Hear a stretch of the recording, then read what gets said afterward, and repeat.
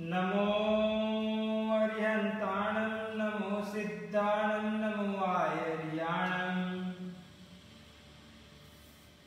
नमो वज्रायाणं नमो लोये सब्बसाहुणम् एषो पञ्चनमुक्कारो सब्बपावपनाशनो मंगलानं च सब्बेसि परमं हवै मंगलम् मंगलं भगवान् वीरो मंगलं गौतम प्रभु मंगलं स्थूलिभद्राद्या जैन धर्मोऽस्तु मंगलम् ओंकार बिंदु संयुक्त नित्यं ध्यायन्ति योगिना कामदं मोक्षदं चैव ओंकाराय नमो नमः। अज्ञानतिमिरान्धं ज्ञानञ्जनशलाकया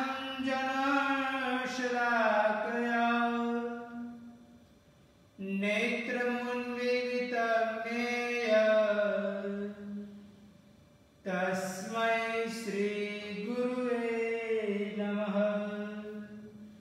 तस्मै श्रीगुरुवे नमः।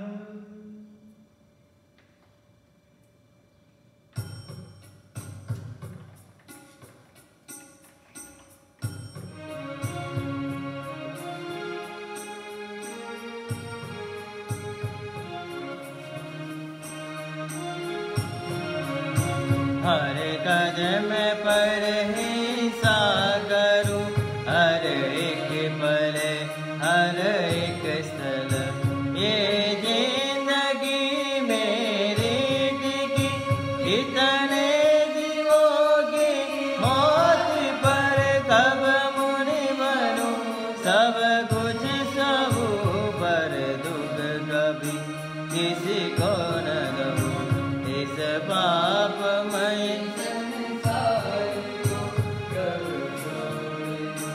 कब मुनि बनूं कभी लोभ बस कभी हास्य बस कभी क्रोध बस भय बस कभी कितना सत्य वचन कहो दिन भर प्रभु जानो सभी कब मुनि बनूं जब भी कहो हित वचन सत्य वचन कहो इस पाप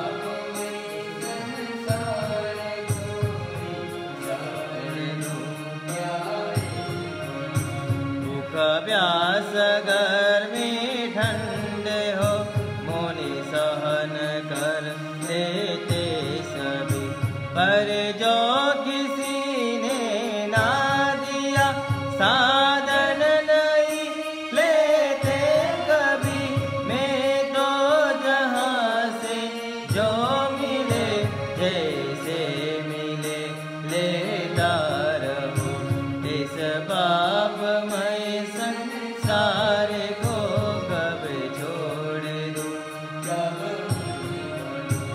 अंग स्पर्श सुख सस स्वाद सुख संगीत सुख माया मुझे रंग रोपणे तो रात दिन बेराम तड़पाया मुझे नई भोग में है त्याग में सिर्फ शांतिया अब जान लूं इस पापमय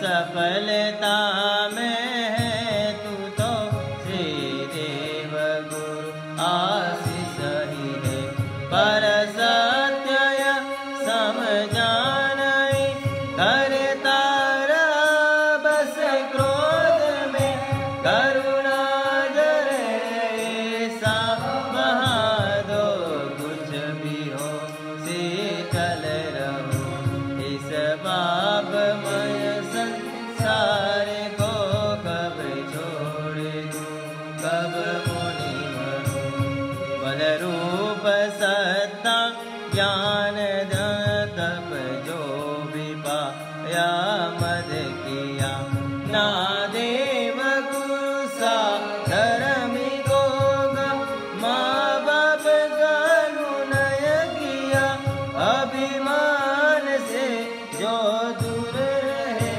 उनके चरण का दास हूँ इस पापमय संसार को कब छोड़ दूं कब मुनि बनूं विश्वासघात अनीति माया कपट दंभ अन्याय से ठगता रहा हूँ जगत को बेफिकर बड़ी मौज से ठगता हूँ ये खुद को ही मैं समझा मुझे आरूप रूप इस पापमय संसार को कब छोड़ दूं कब मुनि बनूं इस पापमय संसार को कब छोड़ दूं कब मुनि बनूं कब छोड़ दूं कब मुनि बनूं कब छोड़ दूं कब मुनि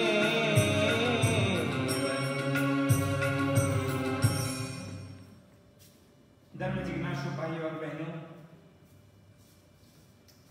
4 प्रकार के कषाय में क्रोध और मान की बात करने के पश्चात तीसरा नंबर का कषाय अगर कोई है तो वह माया। भाग्यशाली, कल ही हमने माया की कुछ डेफिनेशन को समझने का प्रयत्न किया था। भाग्यशाली, ऐसा कहा जाता है कि माया भी जो व्यक्ति होता है उसको सबसे पहला और बड़ा नुकसान यही है कि वो कपटी छल माया करने वाला व्यक्ति के ज्ञान चक्षु के ऊपर पड़ल आ जाते हैं। मतलब कि उनकी जो दीर्घ दृष्टि होती है वो चली जाती है। एकमात्र वो अपने जीवन काल के अंतर्गत माया करने वाला व्यक्ति ज्ञान तो चला जाता है परंतु अज्ञान उसके जीवन काल के अंदर आने का प्रयत्न करता है। भाग्यशाली, मायावी व्यक्ति के जीवन काल में कभी भी सरलता नहीं होती, क्योंकि कल हमने देखा कि माया और सरलता वो दोनों को 36 का अंक है। यदि आप रुजु हो, सरल हो, तो फिर आपके जीवन में, आपके मन में माया, छल, कपट के दोष नहीं रहेंगे। भाग्यशाली,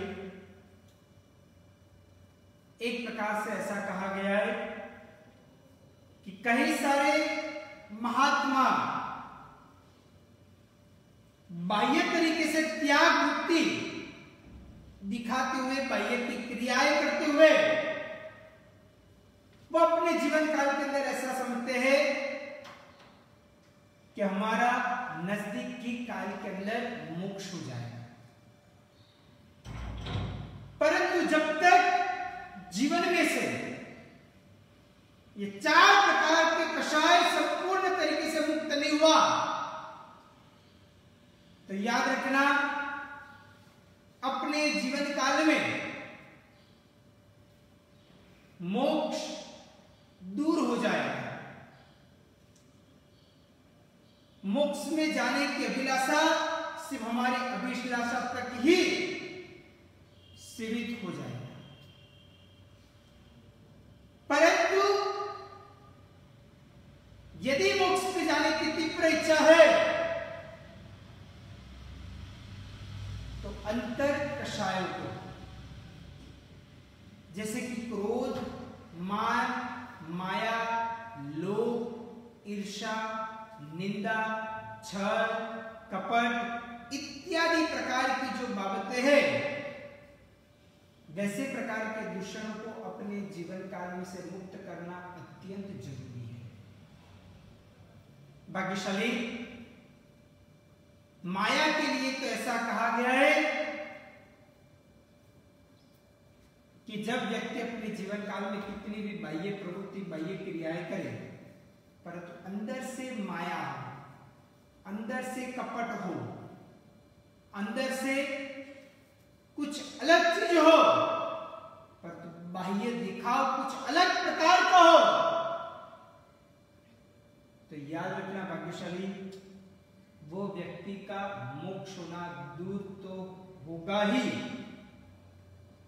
परंतु वो भविष्य के अंदर अधोगति प्राप्त करेगा। यानी कि जिंदगी के अंदर बहुत कुछ प्रकार की तकलीफें, दुख, दारिद्रता और निष्फलताएं होने का प्रयत्न हो पाएगा। भाग्यशाली ऐसा कहा गया है कि जो व्यक्ति माया करता है वो ज्यादातर अपने जीवन काल में भविष्य के अंदर स्त्री का अवतरण प्राप्त करेगा। और स्त्री का अवतरण भाग्यशाली एक प्रकार से ऐसा कहा जाता है कि कितना दुखमय ये अवतरण कहा गया। कई सारी प्रकार की शारीरिक पीड़ाएं, कई सारी प्रकार की तकलीफें देखने के दिन उसके जीवन काल में आ सकते हैं। भाग्यशाली यदि स्त्री अवतार लेना नहीं चाहते हो तो माया से दूर हटने का प्रयत्न करना चाहिए। याद करो हमारे इस अवसर्पिणी काल के 19वें तीर्थंकर भगवान मल्लिनाथ भगवान सिर्फ एक ही यह तीर्थंकर भगवान स्त्री तीर्थंकर बने, और वो भी एक प्रकार का आश्चर्य हुआ। ऐसा कहा गया है कि अनंत काल के बाद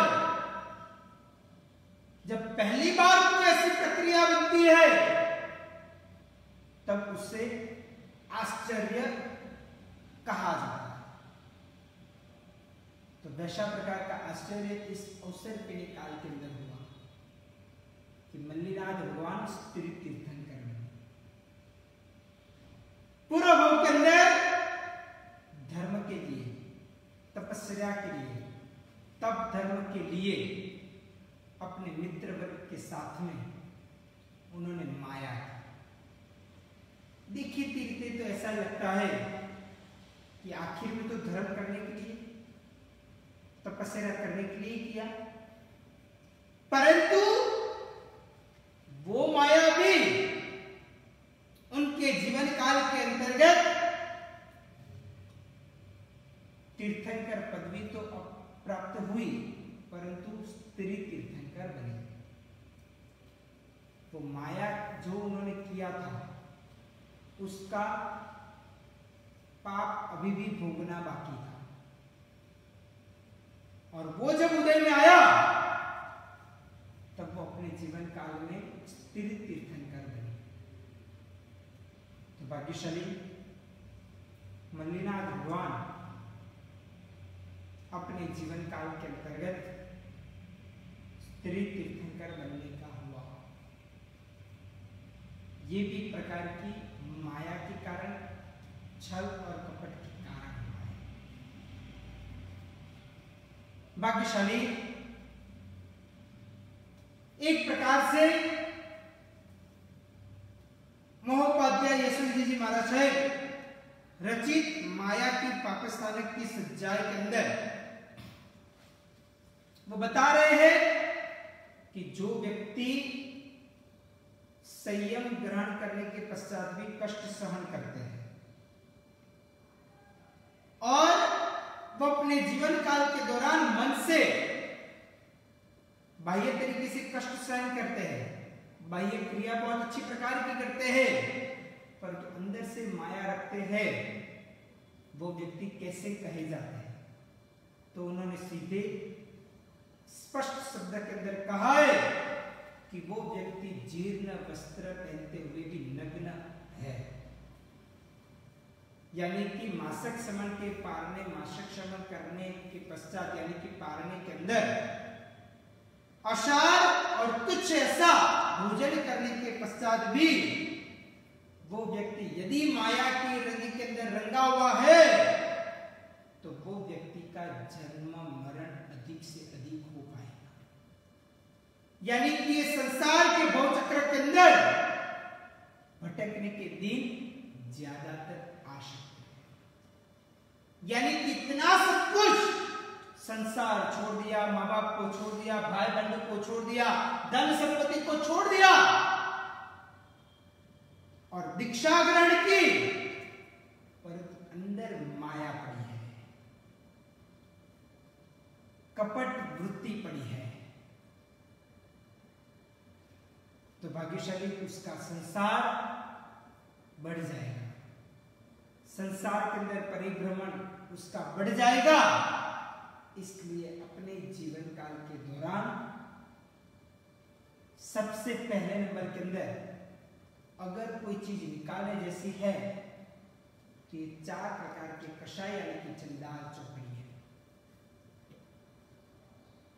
जब तक भी चंडाल चौकड़ी से मुक्ति नहीं मिली तब तक हमें कैसे भी तरीके से मोक्ष मिलना मुश्किल हो जाएगा। 4 प्रकार के कषाय को भी एक प्रकार के कषाय को 4 अलग अलग तरीके से शास्त्रकार भगवंत ने बताया है। उसकी तरतमता के अनुसार 4 भाग करने का प्रयत्न किया है। तो सबसे पहला नंबर की अनंतानुबंधीय माया होता है। दूसरे नंबर के अंदर माया है वो अप्रत्याख्यानीय माया है। तीसरे नंबर की माया है वो प्रत्याख्यानीय माया है और चौथे और अंतिम जो माया है वो संज्वलन माया है। यानी कि चारों 4 उत्तर कम प्रमाण के अंतर्गत कही जाती माया है।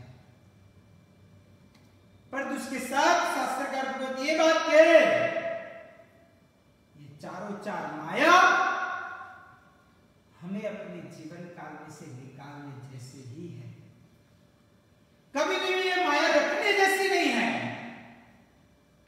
ये माया कभी भी हमारा अच्छा नहीं करती, परंतु वो ऐसी एक राक्षसी है कि जो हर पल और हर समय अपने जीवन काल में मात्र के मात्र पाप और दुखी लाने का प्रयत्न करती है। जो व्यक्ति माया करता है वो व्यक्ति को एक माया, एक छल, एक कपट को छिपाने के लिए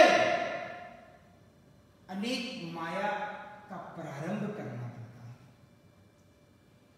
यानी कि एक छल, एक कपट, एक माया किया, उसके बाद वहां पे उसका पूर्ण विराम नहीं आएगा, परंतु यह पाप की परंपराएं आगे उसके जीवन काल के अंदर बढ़ती ही रहेगी। इसलिए यदि जीवन में एक भी माया नहीं करते, जैसा प्रसंग हुआ वैसा ही आबे भूम स्वरूप में रस्वई दीर्घई का भी फर्क न करते हुए यदि गुरु वडील माँ बाप के समक्ष कह देते हैं तो वो एक प्रकार की सरलता और रुजुता कहा जाता है।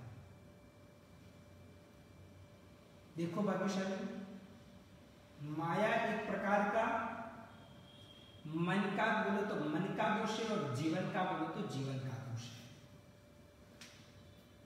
ऐसा कहा जाता है कि क्रोध ऐसा है, 4 प्रकार की कषाय की बात करें तो उसके अंदर क्रोध ऐसा है जब व्यक्ति अपने मन के अंदर जो सोचता है वो कार्य होता नहीं है, या तो जो कार्य उसको करना है उसके अंदर विघ्न रूप कोई चीज आती है तो क्रोधित हो जाता है। परंतु क्रोध जाने के पश्चात मन में पछतावा आता है कि मैंने क्रोध गलत कर दिया, नहीं किया होता तो अच्छा रहता। यानी कि क्रोध करने के पश्चात भी मन को वो क्रोध प्रिय नहीं है। क्रोध के बाद मान यानी कि अभिमान की बात करें तो अभिमान ऐसा है कि वो कोई हर जगह पे आता नहीं है। अभिमान ऐसा है कि वो कोई स्थान के अंतर्गत आने का प्रयत्न करता है, तो वो भी कोई हर जगह पे आता नहीं, इसलिए मन को कोई प्रिय नहीं है। लोभ है, वो धर्म आदि वगैरह का जो स्थान है वहां पे आता नहीं है।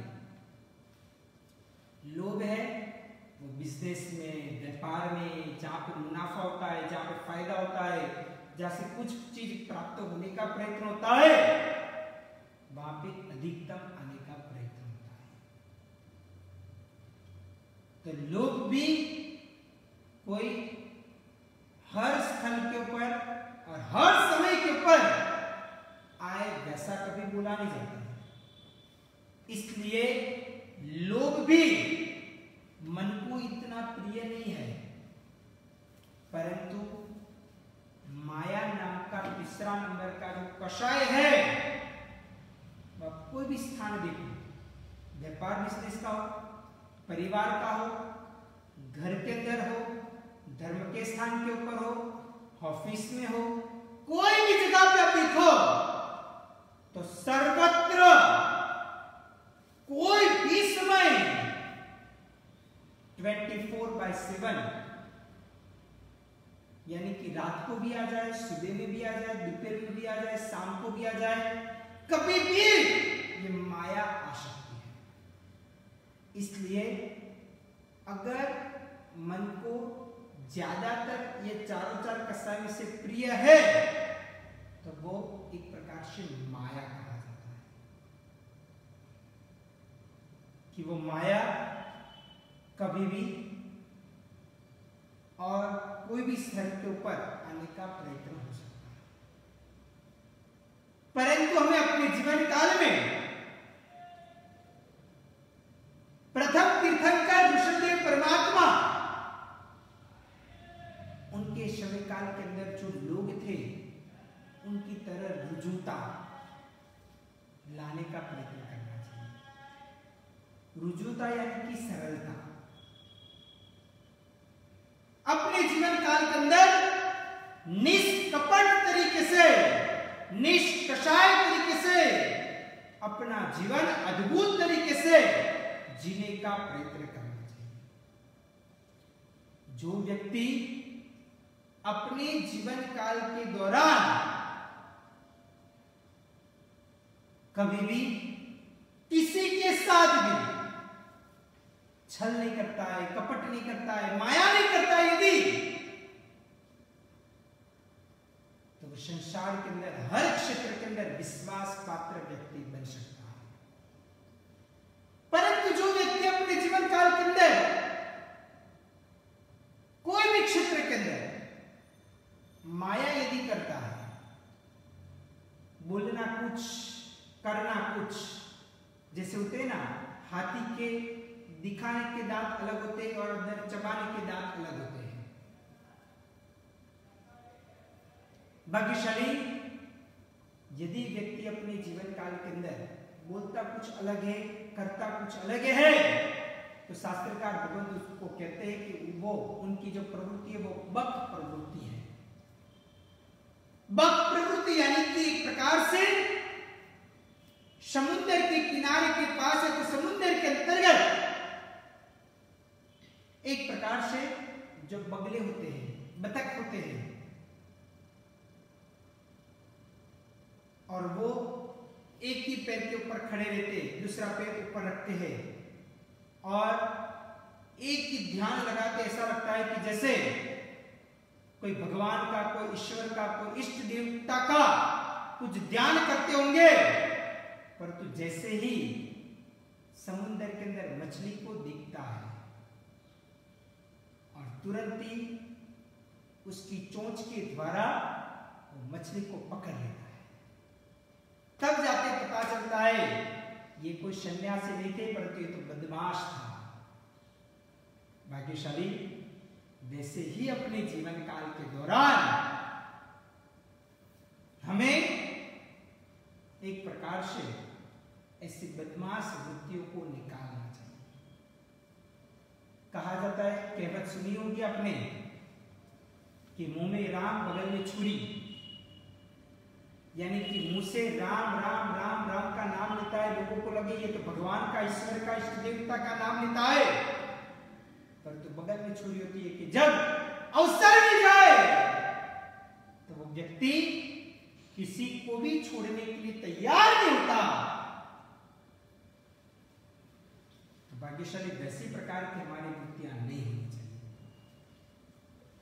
अगर वैसी वृत्ति है तो याद रखना कि जीवन काल के दौरान कभी भी पड़ती हो सकती है, अधोगति हो सकती है। यह भोग तो हमारा बिगड़ेगा, परंतु भगो भाव बिगड़ने का प्रयत्न होता है। हर तरीके से हमारे जीवन काल के अंदर तकलीफें आती रहेगी। इसलिए अपने जीवन काल के दौरान हमें ये 4 कषायों के पैकी जो तीसरा नंबर का कषाय, जो भयंकर प्रकार का मायावी कषाय, माया नाम का, छल नाम का, कपट नाम का जो कषाय है, उसको तोड़ने का, दूर करने का, खत्म करने का प्रयत्न अब हम अपने जीवन काल के अंतर्गत करेंगे तो ही हमारा आत्मकल्याण, आत्मोत्थान हो पाएगा। भाग्यशाली मन के अंदर सोचा हुआ है वही वचन के द्वारा निकलना चाहिए और वही काया के द्वारा होना चाहिए।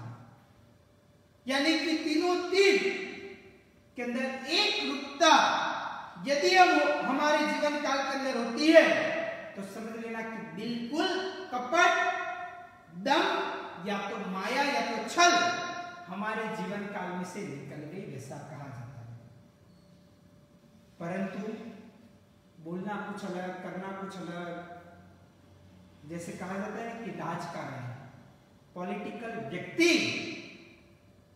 जब वोट बैंक यानी कि वोट चाहिए तब बोलते हैं ये कार्य करेंगे, ये कार्य करेंगे, ऐसा करेंगे, वैसा करेंगे, परंतु जब वो अपनी सीट के ऊपर आते हैं, जीत जाते हैं, बाद में सब कुछ भूल जाते हैं। यानी कि बोलना कुछ अलग, चलना कुछ अलग, सोचना कुछ अलग। बस इसको ही सीधे और सरल शब्द के अंदर माया कहा जाता है। तो भाग्यशाली यदि हमने अपने जीवन काल के अंदर ऐसी कोई भी प्रकार की माया की हुई है तो उसको दूर करने का प्रयत्न करना चाहिए, वो पापों का प्रायश्चित करना चाहिए। और यदि हम आगे भी अपने जीवन काल के अंदर ऐसे प्रकार के माया, छल, कपट, दम इत्यादि न करें, उसके लिए सावधान होते हुए अपना जीवन बहुत अच्छी प्रकार से, गुणवान तरीके से व्यतीत करें। यही शुभ कामना वितरा की आज्ञा विरुद्ध कुछ भी बोला तो मिच्छामि दुक्कडम।